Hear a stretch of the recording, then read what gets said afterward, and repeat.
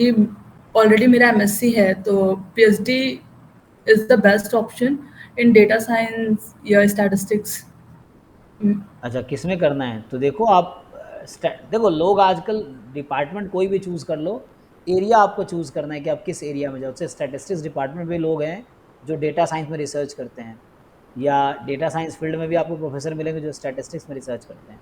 तो data science application based हो गया कि आप कोई रियल लाइफ प्रॉब्लम उठाओगे और उस पर सॉल्व करने की कोशिश करो, है ना?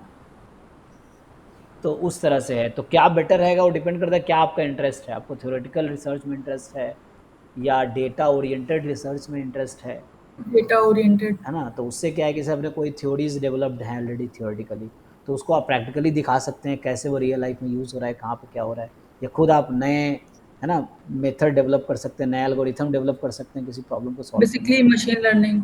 हाँ, तो आप डेटा साइंस फील्ड में पीएचडी करो, कोई दिक्कत नहीं है। इवन जो लोग स्टैटिस्टिक्स के प्रोफेसर है वो डेटा साइंस रिसर्च करते हैं, क्योंकि यहाँ पे कोई बाउंडेशन नहीं है कि आप किस फील्ड में, आप मैथमेटिक्स का पर्सन भी स्टैटिस्टिक्स में रिसर्च कर सकता है, डेटा साइंस रिसर्च कर सकता है। तो आप अगर वैसा है तो आप डेटा साइंस फील्ड में पीएचडी करो, है ना? तो वैसा कोई बाउंडेशन नहीं, मैं ये कह रहा हूँ कि कोई प्रोफेसर जो स्टैटिस्टिक्स का है वो भी अच्छा, डेटा साइंस रिसर्च कर सकता है। सर कर सिर्फ एमटेक बेस्ट ऑप्शन होगा कि पीएचडी? तो मतलब आगे करना क्या है आपको? मतलब जॉब करने, मतलब एकेडमिक्स में आना है या इंडस्ट्री में जाना है? दोनों में ही कंफ्यूजन है। अच्छा, तो एमटेक, तो पीएचडी ही करनी है तो एमटेक करके पीएचडी करना साल बर्बाद करने जैसा है। मतलब कोई बच्चा ऐसा तो पहले एमटेक करता है फिर वो पीएचडी करता है। तो आपने एमएससी किया, एमटेक किया, फिर पीएचडी किया, तो एमटेक प्लस पीएचडी आपको 7 साल ले लेगा। उससे अच्छा एमएससी के बाद सीधा पीएचडी कर लो, 5 साल में हो जाएगा। ये चीज़ है। तो अगर आपको एट द पीएचडी करना है तो पीएचडी कर लो। पीएचडी के बाद भी इंडस्ट्री में अच्छे अच्छे जॉब मिलते हैं और एकेडमिक का ऑप्शन भी खुला रहता है। ये चीज़, जिनको सिर्फ जॉब में ही जाना है कि लाइफ कॉर्पोरेट में ही पूरी ज़िंदगी बितानी है तो एमटेक ठीक है। और सर जो कल वो क्वेश्चन था ना, जो मैं बोल रही थी पॉलिनोमियल है जी ना, जी। लेकिन आपने बोला था नहीं है क्योंकि वो इरेशनल और रैशनल आया था, है ना? तो उसको थोड़ा सा एक्सप्लेन कर देंगे? नहीं नहीं, देखो पॉलिनोमियल फंक्शन बोलने के लिए क्या होता है, जैसे आप लिखते हैं ना f x is polynomial function, a x square plus b x plus, example के लिए, तो यहाँ डोमेन एक्स रियल नंबर है। अब जैसे पॉलिनोमियल है वहाँ पे, लेकिन हम लोग क्या यूज़ कर रहे थे, मान लो यहाँ लिखा हुआ है एक्स स्क्वायर प्लस वन और एक्स माइनस वन, तो x is rational, x is irrational. तो यहाँ पे क्या है, ये पॉलिनोमियल जरूर है लेकिन रैशनल नंबर्स के लिए।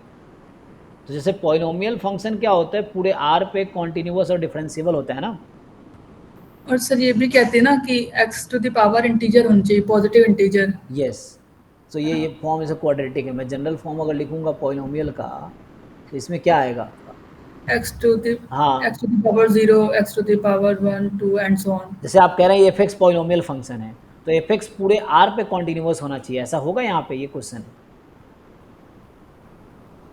ये जो एफ एक्स है, मैं क्या बोल सकता हूँ, ये पॉलिनोमियल फंक्शन नहीं है, दो पार्ट में डिवाइडेड है, तो आई कैन नॉट से F x is a polynomial function. आप ये बोलो x square plus one polynomial है, एक्स माइनस वन पॉलिनोमियल है ना, but F x polynomial function नहीं है। X square plus one polynomial है जब एक्स रैशनल है, x minus one polynomial function भी तो उस फॉर्म पे है, but F x is not a polynomial function. Sir zero एक पोलिनोमियल फंक्शन है ना? जी, जीरो पॉलिनोमियल उसको बोलते हैं। और कॉम्प्लेक्स नंबर भी है। हर रियल नंबर कॉम्प्लेक्स नंबर है।